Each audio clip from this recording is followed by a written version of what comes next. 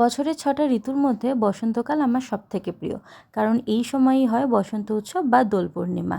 আর এ বছরের দোলটা আমার কাছে একটু বেশি স্পেশাল, কারণ বিয়ের পর এটা আমার প্রথম দোল। তো কিভাবে বিয়ের পর প্রথম দোল কাটালাম চলো দেখি। প্রথমেই বাড়িতে ঠাকুরকে পুজো দিয়ে তারপর যাব আমাদের বাড়িতে দোল খেলতে। তো এখানে একটা কাঁসা থালাতে আমি বাতাসা, পুট কড়াই আরও খেলনা এগুলো দিয়ে আরেকটা থালার মধ্যে আবির সাজিয়ে নিয়েছি। প্রথমে ঠাকুরের পায়ে আবির দিয়ে, তারপর বাড়ির বড়দের পায়ে আবির দিয়ে তাদেরকে রং মাখিয়ে আমি আমার দোল পূর্ণিমাটা শুরু করেছি। আমরা বাড়িতে মোট 6জন হলেও আমাদের ঘোষাল ফ্যামিলি কিন্তু বেশ বড়। এখানে আমি বম্মা, আব্বা মানে জেঠু জেঠিমার পায়ে আবির দিয়ে প্রণাম করলাম। এরপর আমার হাজব্যান্ডও ওদের পায়ে আবির দিয়ে প্রণাম করলো। এরপর চলে যাচ্ছি আমরা আমাদের পাশের জেঠিমাদের বাড়িতে। জেঠিমা হচ্ছে আমাদের ঘোষাল ফ্যামিলির সবথেকে বয়স্ক মানুষ। ওনার পায়ে আবির দিয়ে গালে রং মাখিয়ে, ভাগ্নি আমার গালে রং মাখিয়ে দিল। মোটামুটি সবাইকে রং দিয়ে তারপর চলে গেলাম আমাদের বাড়িতে। ঢুকতে ঢুকতেই দেখি আমাদের প্রোগ্রাম কিন্তু অলরেডি স্টার্ট।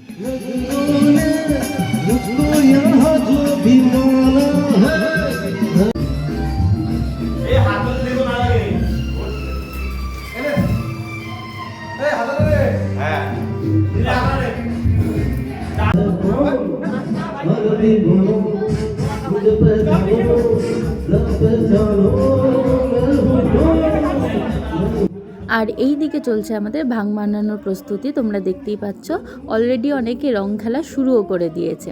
আর এখানে চলছে ভাং বানানো।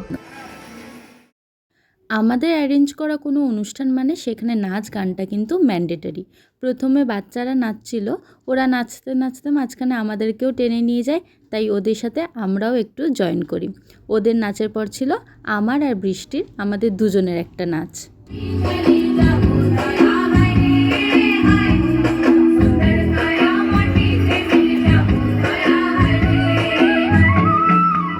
মোটামুটি নাচ গান সব কিছু শেষ হয়ে যাওয়ার পর আমরা সবাই চেঞ্জ করে নিই, আর চেঞ্জ করে শুরু হয়ে যায় আমাদের সবার রং খেলা।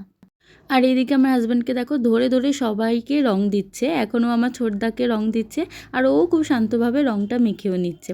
এবার আমার গালে আসে আবির, আমি এদিকে ক্যামেরা করছি, ক্যামেরা করতে করতে আমাকেও ছাড়ছে না। দোল খেলতে এসে কেউ যদি বলে না আবির মাখবো না, রং মাখবো না, তাহলে কিন্তু ঠিক মজা হয় না। এরপর ছোটদা আমার মাকে প্রণাম করে, মা ওইদিকে খাওয়া দাওয়ার দায়িত্বে ছিল, তো ওখানে গিয়েই মার পায়ে আবির দিয়ে আসা হয়। আমরা কিন্তু কেউ রং খেলিনি, যারা যারা খেলেছি সবটাই আবির খেলেছি। শুধু নাচ নয়, নাচের সাথে সাথে কিন্তু খাওয়া দাওয়াও চলছিল। দেখো এখানে আমি নাচ করতে করতে এসে এক টুকরো মাংস মুখে দিয়ে আবার চলে গেলাম। তো এইভাবেই মোটামুটি নাচ করে গান করে আমাদের সারাটা দিন আমরা কাটালাম। এখন আমাদের হাড়ি ফাটানো হবে।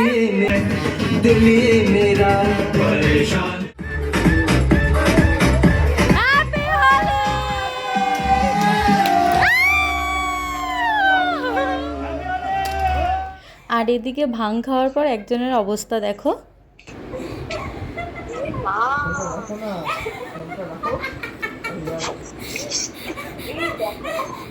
তো এইভাবে আমাদের দোলের দিনটা কাটলো। তোমাদের ভিডিওটা কেমন লাগলো অবশ্যই জানিও।